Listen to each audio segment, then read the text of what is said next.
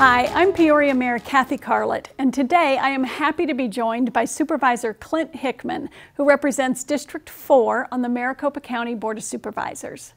Supervisor Hickman is a fourth-generation Arizonan with deep roots in the West Valley and a former student of the Peoria Unified School District.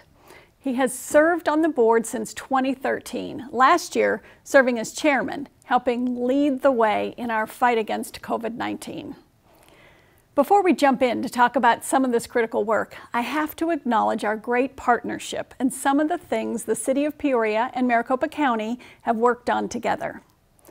Last year, we celebrated the opening of Paloma Community Park. That park has been a wonderful benefit to Maricopa County and City of Peoria residents, and we have Supervisor Hickman to thank for that. He graciously made that beautiful land available to the city so that we could put it to good use. The result of this winning partnership is all about the benefits for the residents of Peoria. We worked closely together all throughout the year on a variety of infrastructure improvements, such as the expanded bridge on Happy Valley Road over the Agua Fria River, which is now safer for pedestrians and cyclists and is a true representation of the unique artistic character of Peoria residents. If you find yourself crossing that bridge, take a moment to tip your hat to the mosaic of Peoria Police Officer Judd, who gave his life in the service of others. It was the County Board of Supervisors who allowed Peoria to take that bridge into our city, and the result is incredible.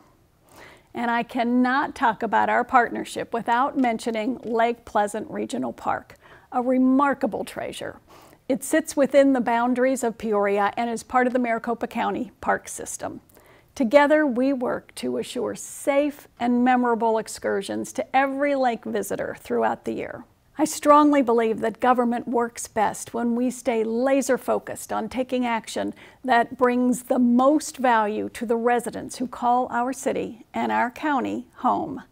And I am pleased to see that we continue to do just that. Now, Supervisor Hickman, thank you for joining us today. No, it's a pleasure to be here. My old stomping grounds, That's Peoria, Arizona. Right. Great. That is right. A graduate of Peoria High School. We won't say the year, but love coming back and seeing all the wonderful changes you've done with this city. Oh, and how successful our graduates are, obviously. I wouldn't say that, but most of us are.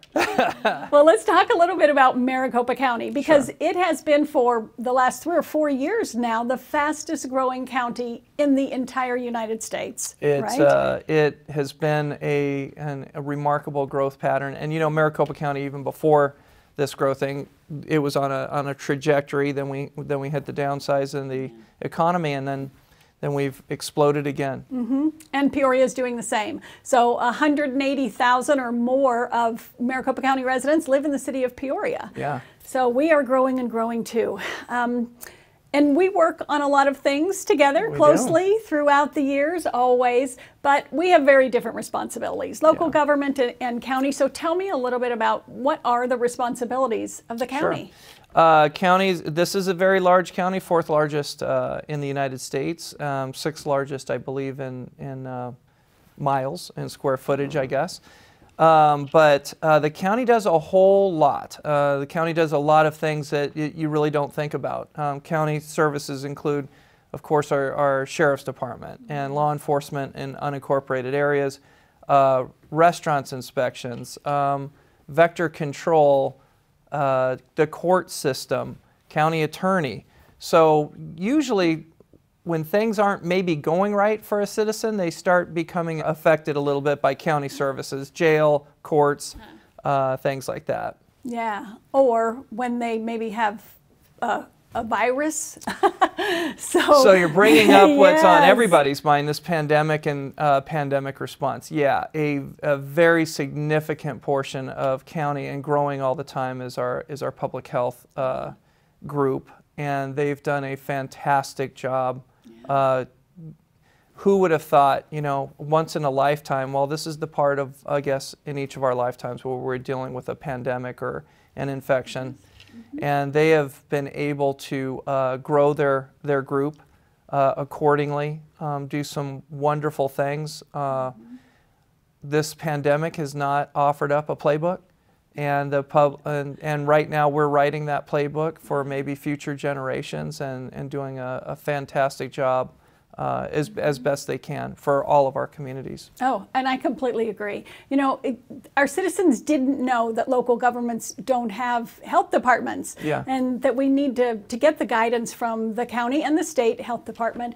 But your professionals just leaped into action, really, just amazingly fast. So tell me how they did it. How did they navigate a pandemic? I think the lucky thing for us is we had great leaders in that. It was a very small group, and they had already leaders that were already trained in both response but also emergency services and like vaccines. Your flu vaccine is usually administered or follows the guidance through Maricopa County and different counties. So that's the big topic again right now in this part of the pandemic. But they worked hard.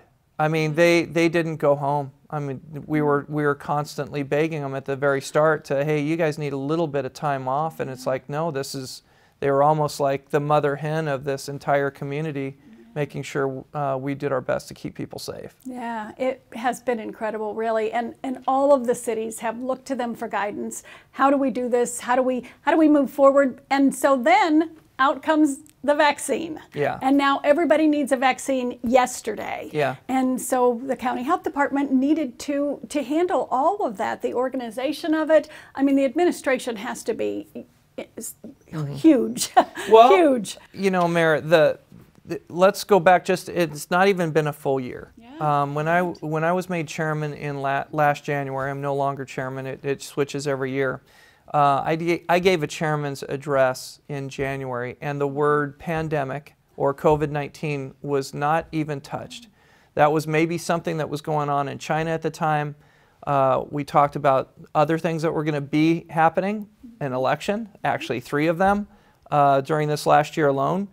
And so at the first start of this pandemic, they did a fantastic job of just identifying it, how it was affecting our community. Do you remember on that first March, they were talking about that one student at ASU that we were trying to quarantine? I do remember that. And that was the big news. Yes. And then it got to the point where we were talking about how to contact trace and how to investigate, because we just didn't know how this pandemic would grow. Right. And it just caught fire, and they had to learn all this time and then put certain steps in. So all of those things that occurred up to this point, which is now, you know, the light at the end of the tunnel, the vaccine, and then how to administer that appropriately for a population that wants that vaccine.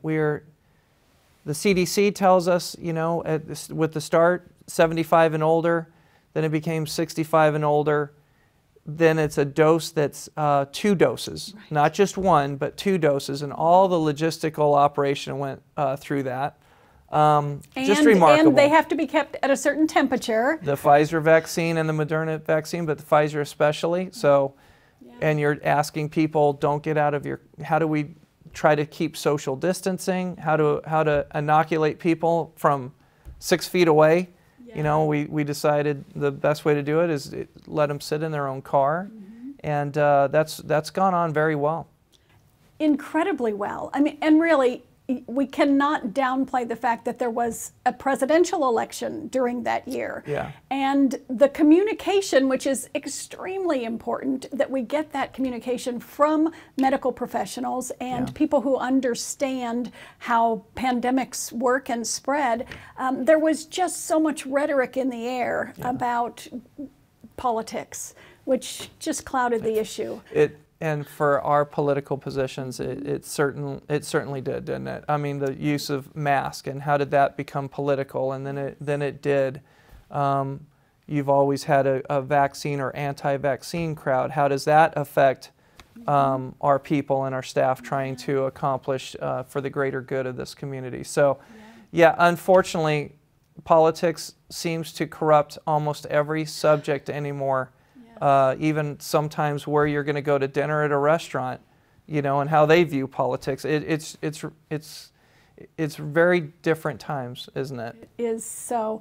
You know, I always say if something doesn't make sense, it must be political. Yeah. You know, always in anything that you're viewing, anything that you're hearing. But that communication was so important to come from the Maricopa County Health Department. Clear, concise, wash your hands, wear a mask, stay distanced. Yeah. The entire time, from the very beginning until right now, that simple, clear message with those icons has been the one thing that we could count on throughout all of this.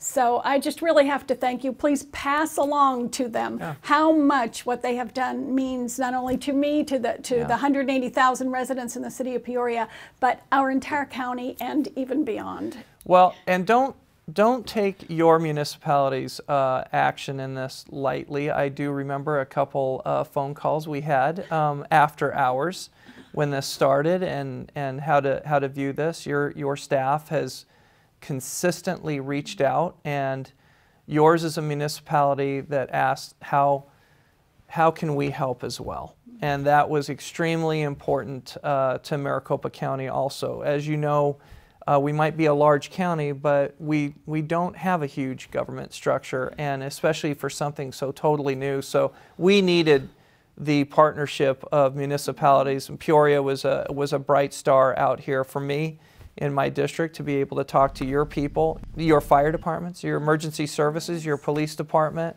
with the interaction with your community and doing these types of things safe. I think it is inured to the benefit of your citizens. So thank you for your leadership during this. Thank you. I appreciate you saying that. And I just want to bring up that for the second time now, the county has enabled us to do vaccinations from our community center.